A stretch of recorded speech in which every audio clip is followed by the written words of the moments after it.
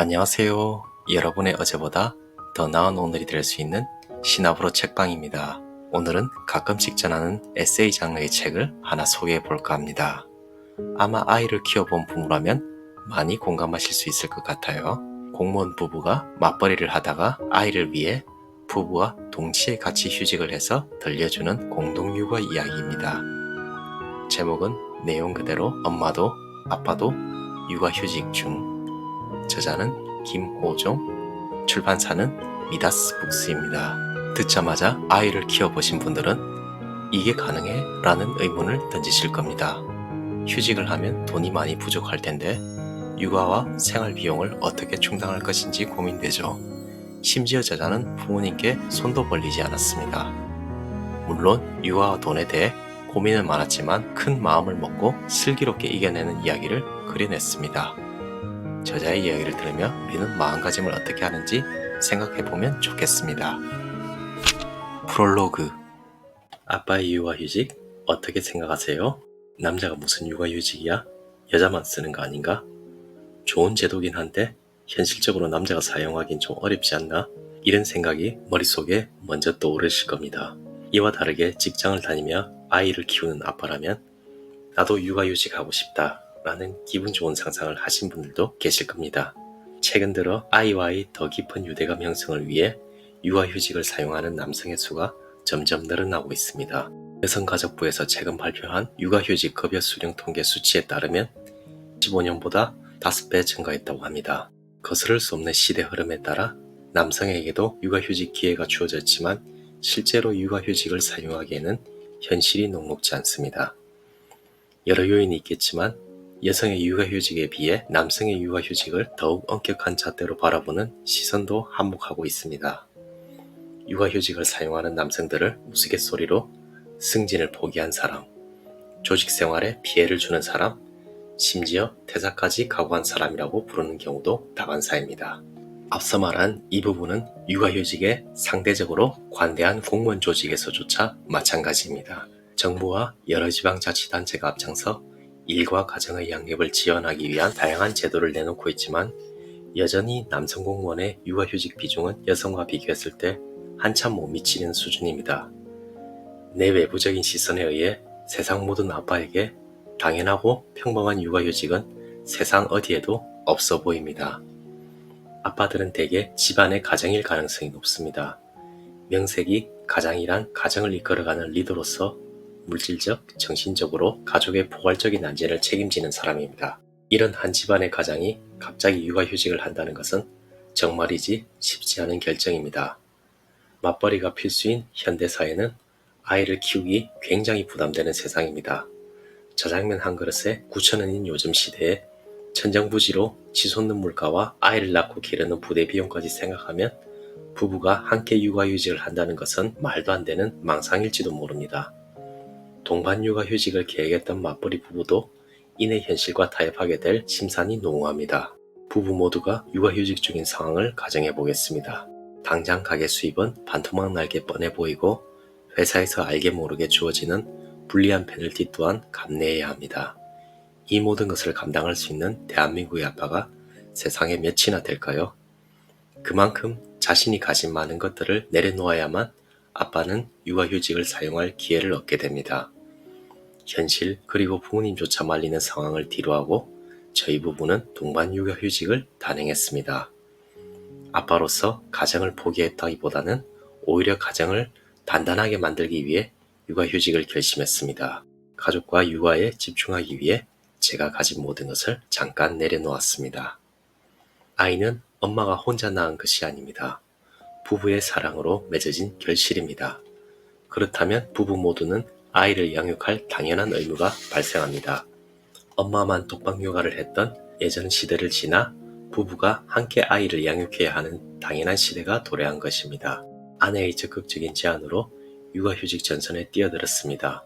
심지어 저조차 남자가 무슨 육아휴직이야 라는 고정관념을 깨뜨리는데 정말 오랜 시간이 걸렸지만 결론적으로 잊지 못할 시간을 선사해준 아내에게 늘 고마움을 전하고 있습니다. 한편 개인적으로는 육아휴직이 제 인생에 없었더라면 제 안에 또 다른 나를 찾는 시간 또한 더욱 오랜 기간이 걸렸을 것입니다. 박봉공무원 부부의 1년 6개월간의 동반 육아휴직 여정의 기록을 전부 담아냈습니다. 동반 육아휴직을 결심한 계기와 준비 과정, 그리고 마음 한편에 간직하고 있던 육아휴직 기간의 에피소드를 가감없이 풀어냈습니다. 혹시나 동반 육아휴직을 계획하고 있을 부모님들께 제가 겪었던 여러 시행착오와 소중한 경험을 전달하고 싶습니다. 마지막으로 힘에 부칠 수 있는 육아의 세계에서 부부가 함께 힘을 모아 헤쳐나갈 수 있도록 동반 육아휴직이라는 크나큰 기회를 제공해준 우리 딸아이에게 진심으로 감사함을 전합니다. 육아휴직을 같이 하자며 지독하게 남편을 설득한 우리 아내, 그리고 박봉공무원 부부의 동반 육아휴직 이야기를 세상에 풀어낼 수 있도록 기회를 제공해준 미다스 북스에도 감사의 말을 전합니다. 끝으로 아이를 키우고 계신 대한민국의 모든 부모님께 존경과 경의를 표합니다. 우리같이 육아휴직할까? 아내의 임신을 산부인과에서 확인하고 임신 확인서도 발급받았습니다. 초반에는 부부에게 아이가 생겼다는 사실이 실감나지 않았습니다. 대한민국의 남자라면 아빠의 육아휴직에 대해 당연하게 받아들인 분 그리 많지 않을 것입니다. 아빠가 육아휴직을 사용한다는 것은 회사에서 받는 월급을 포기하는 것이고, 다른 한편으로는 회사 내에서 경력과 승진이라는 기회를 포기해야 하기 때문입니다. 이런 모든 조건을 알고 하는 말인지 당돌한 아내는 제게 동반 육아휴직을 하자는 말을 던졌습니다. 어떻게 반응해야 할지 감이 오지 않았습니다. 그건 안 돼. 왜 안 돼? 둘 다 휴직하면 돈은 누가 벌어? 숨만 쉬어도 나가는 돈이 얼만데. 그래도 같이 휴직하면 좋을 것 같은데? 이후로 주저리 같이 육아휴직을 할 수 없는 이유에 대한 변명을 늘어놨습니다. 설령 육아휴직을 같이 할 수 있는 조건이 된다 하더라도 현실적으로 용기 내기란 쉽지 않았습니다. 부부 모두 육아휴직을 한다면 수입이 당장 줄어들고 회사에서는 제가 휴직하는 기간만큼 동료들과 격차가 벌어질 게 뻔히 보였으니 말입니다. 속마음이야 저도 당연히 그러자 하며 육아휴직을 사용하고 싶었습니다. 당시 회사에 골치 아픈 업무도 있어 스트레스도 이만저만이 아니었기 때문입니다. 이상하게 피로도 쉽게 풀리지 않은 날들의 연속이어서 당장이라도 쉬고 싶은 마음은 굴뚝 같았습니다. 그래도 일단 저는 돈 벌어야 한다는 가장의 책임감을 더 우선시했습니다. 자본주의에 무릎 꿇은 아빠의 책임감이란 말이 더 어울릴 것 같습니다. 평소에도 가끔은 아내가 육아휴직 들어갈 경우를 대비해 외벌이 상황의 가계 수입을 그려본 적은 있습니다. 외벌이 상태로 전환된다면 빠듯하긴 하겠지만 1년 정도는 버틸 수 있을 것 같았습니다.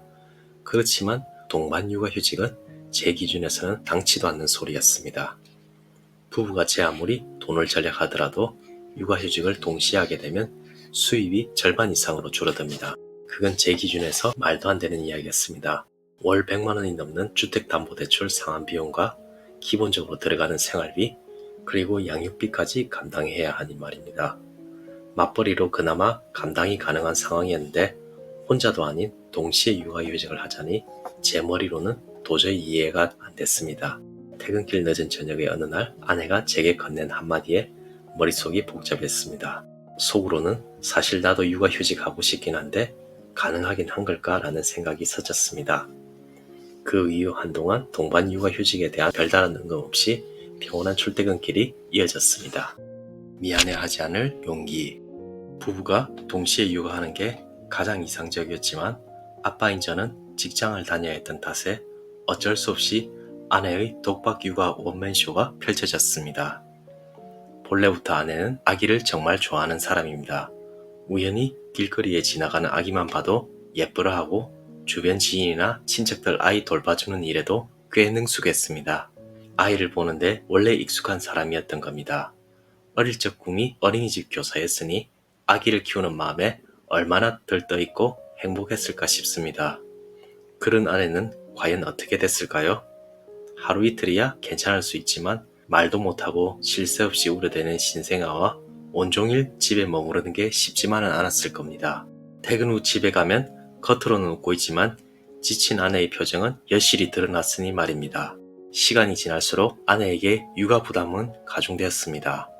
하루에도 4시간마다 분유를 먹여야 하는 아이 덕분에 아내는 충분한 수면을 이루기 어려웠습니다. 아이가 순한 편이었지만 매번 아이를 깨워 수유하는 게 쉬운 일은 아니었을 테니 말입니다. 아이를 챙기느라 본인의 식사도 거르는 날이 많아졌습니다. 이따금 근처에 살고 계신 장모님께서 밑반찬을 해오시거나 먹을 것을 사다 주곤 하셨지만 그런데도 한계가 있었던 것은 분명해 보였습니다. 아내는 이런 상황을 툭 터놓고 누군가에게 이야기할 곳도 마땅치 않았습니다. 남편인 저 또한 평소 회사에 있을 때는 아내와 많은 연락을 하지 않았기 때문에 아내는 소통에 많은 어려움이 있었을 것입니다. 그래서 그랬는지 아내는 제가 집에 돌아오면 하루 내 있었던 시시콜콜한 이야기를 A부터 Z까지 잠자기 전까지 들려줬습니다. 아이가 오늘 뭘 했는지, 무슨 색변을 봤는지 등의 소소한 이야기 말입니다. 저는 아내가 래퍼인 줄 알았습니다. 농담이고 미안한 마음이 들었습니다. 직장이 서울이었던지라 이른 아침에 출근해 늦은 저녁이 되어서야 퇴근하는 일이 많았습니다. 오후 6시에 칼퇴근을 한다고 해도 집에 돌아오면 오후 8시를 넘기기 일쑤였습니다. 제가 씻고 나올 때쯤이면 아기는 곤히 잠든 날이 많았습니다. 이따금 잠들지 않고 깨어있기라도 한 날에는 아이를 안아주며 행여나 아이를 안다가 떨어뜨리지 않을까 하는 사소한 걱정도 많았습니다. 지금도 한참 모자라지만 당시 저는 아이에 대해 더욱 무지한 아빠였습니다. 아이를 예뻐하기만 했지 목욕은 어떻게 시키고 분유량은 얼마나 되는지 기저귀는 어떻게 갈아야 하는지 아이를 돌보는 가장 기본적인 방법에 대해서 젬병이었던 것입니다. 주말과 같이 온종일 아이와 함께 있는 시간은 더욱 부담되었습니다. 육아에 대해 아는 게 없으니 아내에게도 당연히 도움될 리가 없습니다. 아빠가 회사 간다며 자리를 비운 사이 아이는 엄마에게 더욱 완벽하게 적응하며 아이와의 거리는 점점 멀어졌습니다. 제가 안으면 그렇게 울고 보채기 일쑤였습니다. 이게 맞는가 싶었습니다. 가족을 위한답시고 직장에서 돈을 벌고 있는데 정작 아이는 저를 멀리합니다. 아이에 대해 아는 것도 거의 없습니다. 오히려 독박 육아로 아내만 더 힘들게 합니다. 그 무렵부터 동반 육아 휴직에 대해 더욱더 진중하게 생각하게 되었습니다. 휴직하면 아이와 조금 더 가까워지려나 아내에게 작은 도움이라도 되지 않을까 라는 생각과 동시에 그런데 당장 수입이 없어지는데 어떻게 하지? 내가 가장으로서 너무 무책임한 건가?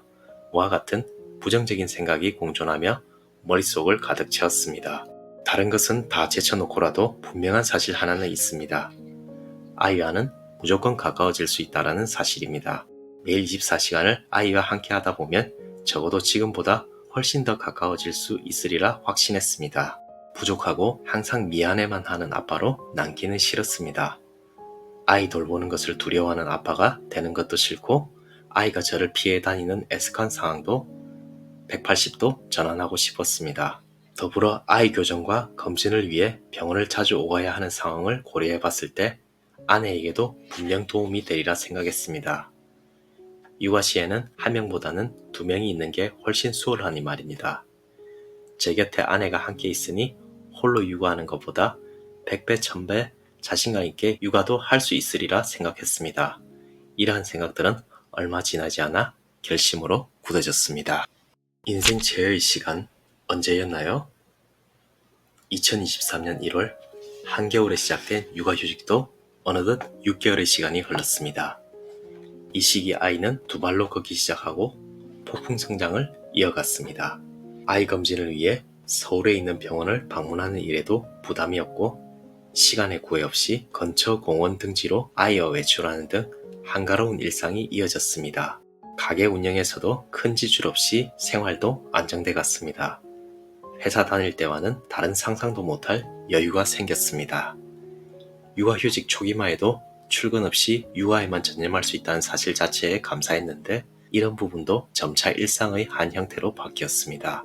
복직까지는 아직도 6개월이라는 시간이 남아있어 먼 것처럼 느껴지고 당장은 육아에만 집중하면 됐으니 말할 수 없는 안정감과 평안함이 밀려온 시기였습니다. 돌아보니 육아휴직 기간 중 가장 마음이 편했던 달은 육아휴직 절반을 막 지난 2023년의 7월이었던 것 같습니다. 어쩌면 파이어족이 된다면 이런 기분이지 않을까라는 기막힌 생각도 해봤습니다.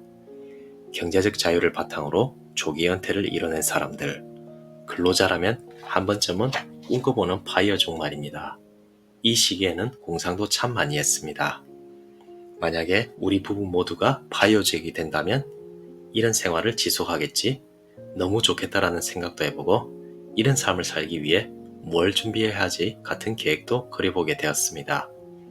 여유 덕분에 생각과 고민이 가장 풍성했던 시기였습니다. 경험은 좋았든 나빴든 간에 인생의 변화를 유도합니다. 괜찮았던 경험이라면 지속할 테고 별로였다면 다시는 하지 않을 유인을 제공합니다. 육아휴직은 제게 전자에 해당했습니다. 타임머신을 타고 육아휴직 전으로 돌아갈 기회가 있다면 얼마나 좋을까 싶습니다. 가족과 종일 함께 있는 시간도 생각 이상으로 즐거웠습니다. 아이가 재롱 뜨는 모습을 바로 옆에서 지켜보고 아내와 마주 앉아 식사하는 일상이 행복했습니다. 회사 다닌다는 핑계로 엄두도 내지 못했던 강의를 들으며 자기 개발을 할 수 있는 시간도 생겼으니 더할 나위 없이 만족스러웠습니다. 오전 10시 조용한 카페에 앉아 커피 한 잔을 마시며 책을 읽는 평범하기 그지없는 시간 속에서 잊고 지냈던 삶의 여유도 되찾았습니다. 마음의 평안함을 육아휴직이 허락해준 격입니다. 매일 쳇바퀴 굴러가듯 반복되는 일상에서 꿈을 그리는 대신 다음날 처리해야 하는 업무만 머릿속으로 그려내며 꿈을 지어내는 삶을 살아왔습니다. 당장 눈앞에 보이는 문제만 보고 달려왔던 셈입니다. 다 그렇게 사는 거라고들 하지만 저는 아직도 그 말이 왜 그렇게 마음에 안 드는지 모르겠습니다. 사람은 여유가 생기면 주변을 돌아보게 됩니다. 여기서 말하는 여유는 금전적 여유뿐만 아니라 시간적 여유까지 포함합니다. 개인이 아닌 타인까지 고려하는 삶을 만들고 조금 더 멀리 세상을 볼 수 있는 시야를 선사하는 것이 바로 여유가 가진 힘입니다. 연구에 따르면 사람은 하루 평균 45,000건의 의사결정을 내린다고 합니다. 우리가 하루에 수많은 선택 중에서 여유롭게 내린 결정은 과연 몇 건이나 될까요? 회사에 밀린 업무에 치이며 머리가 가부화되어서 짬뽕이나 짜장 하나도 제대로 선택하지 못해 아무거나라는 의미 없는 결정만 해댄 제 삶에 아쉬움을 느꼈습니다. 제 삶을 위한 고민을 진작부터 해봤다면 어땠을까 싶습니다. 휴직 기간 저는 새로운 습관 하나를 만들었습니다. 반드시 한 번은 고민하고 결정하는 습관입니다. 너무나 빠르게 흘러가는 사회에서 잠깐 여유를 두고 되돌아보는 계기가 어쩌면 육아휴직을 통해 만들어질 수 있습니다. 또 하나 육아휴직은 여러분 마음속 어느 한 구석에 있는 꿈을 다시 끄집어내는 역할을 할지도 모릅니다. 효율적으로 활용한다면 자신의 인생에 의미 있는 결과를 도출해낼 수 있습니다. 제가 이렇게 책을 집필해 하게 된 것과 같이 말입니다. 이런 걱정을 하시는 분도 계실 겁니다. 육아휴직이 다 좋은데 휴직을 하면 돈은 누가 벌어요? 개인 여건에 따라 천차만별이겠지만 조심스럽게 답변은 드려보고 싶습니다. 1년 육아휴직 사용한다고 해서 인생이 드라마틱하게 고꾸라지거나 하진 않을 겁니다. 잃는 것보다 얻은 게 오히려 더 많을지도 모르는 게 육아휴직입니다. 동반 육아휴직을 미리 계획하며 금전적인 준비가 돼 있다면 가장 이상적이겠지만 그렇지 않더라도 해결할 방법은 많이 있습니다. 여러분의 능력을 믿어보시기 바랍니다. 모든 일에는 순서가 있습니다. 뭔가를 시작하기 전에 계획이라는 과정은 필수 불가결입니다. 육아휴직을 계획하신다면 어떤 아빠가 되고 싶은지, 아이에게는 어떻게 다가갈 것인지, 수익 공백기는 어떻게 대처할지 등에 대해 충분한 고민을 해보시기 바랍니다. 이후 육아휴직에 임하신다면 더욱더 알찬 시간으로 꾸며질 것입니다. 잘 들으셨나요? 결국은 힘든 결정이라도 자신의 마음가짐에 따라 이겨낼 수 있습니다. 저자는 육아를 하면서 생활비용 부분을 회사에서 주는 육아휴직 수당, 정부가 지원하는 육아지원금, 출산을 대비해 4년 동안 모아놓은 적금을 통해 1년 반 기간 동안의 휴직 기간을 대처했습니다. 슬기롭게 대처했지만 그것을 결심하기는 쉽지 않죠. 저 역시 아이가 어릴 때 아빠를 많이 찾고 울어도 휴직 한번 못하고 일에 매달렸던 세월이 후회됩니다. 물론 그때는 말도 꺼내기 힘든 환경이었지만 그래도 아이를 위해 저자처럼 용기 있는 결단을 내렸으면 어땠을까? 지금은 중학생이 된 아이에게 더 좋은 아빠가 되지 않았을까 하는 후회가 계속됩니다. 우리 삶은 보이지 않는 터널처럼 어둡지만 막상 마음을 먹고 나간다면 못할 것도 없으리라 생각됩니다. 중요한 것은 그런 결심을 할 수 있는 마음가짐이겠죠. 여러분들은 삶에서 큰 결정을 할 때 마음가짐을 어떻게 다스리나요? 자신에게 질문을 던져보면 좋겠습니다. 이상 신압으로 책방이었습니다. 감사합니다.